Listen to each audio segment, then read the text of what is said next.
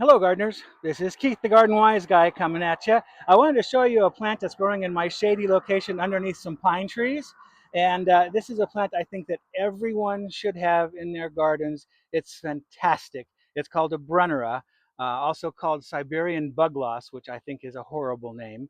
But the varieties I've picked have very variegated foliage. It's called Brunnera, Brunnera. And I'll show you what it looks like. And here it is.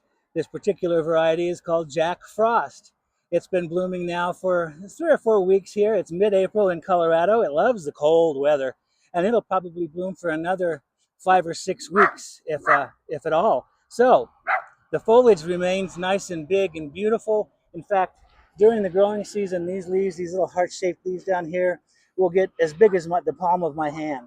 So it's almost like a hosta, but it's much more durable. The slugs don't touch it. The rabbits don't touch it. It's just a really durable plant. It does like to colonize, as you can see. These are mostly all seedlings that have come up. In fact, there's some little seedlings showing up here and there. They're very easy to pull out, or when they're that pretty, I like to dig them up, pot them up, get them established, and give them to friends and neighbors so they can have them as well. So look for Brunnera, Jack Frost, and there are others. Alexander the Great. I could name off 6 or 7 different varieties. You can find it on Google, but definitely something to grow in a nice shady spot. If you're having trouble growing anything under pines or spruce trees, this is a great choice, and it's so colorful all season long. I hope you enjoyed this little video. We'll see you next time.